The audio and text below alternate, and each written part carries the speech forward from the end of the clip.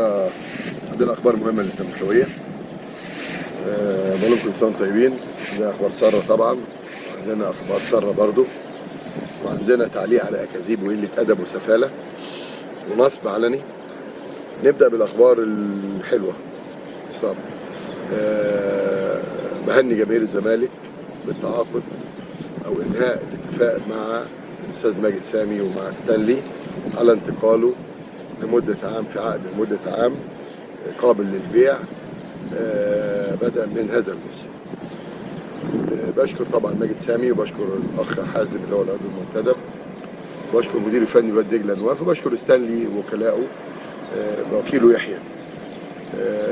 وطبعا دي مناسبه ان انا بشكر احمد مرتضى منصور وامير مرتضى منصور اللي تعب الناس بعد الناس يعني تعبهم شويه، وبشكر خالد رفعت وشريف مدير التسويق مع خالد.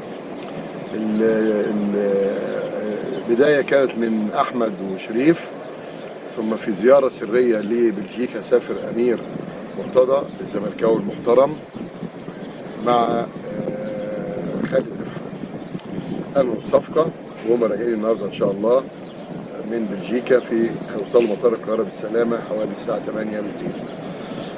العقد بنوقعه بكره ان شاء الله. بيجي الاستاذ حازم العضو المنتدب، انا موجود في مراسي، بيجي بنمضيه ونمضي مع اللاعب وهنعيد اللاعب باذن الله ان شاء الله. فانا ببارك لجمهور الزمالك، وانا اعتقد دي صفقه من اقوى الصفقات اللي عملت السنه دي على مستوى كل الانديه.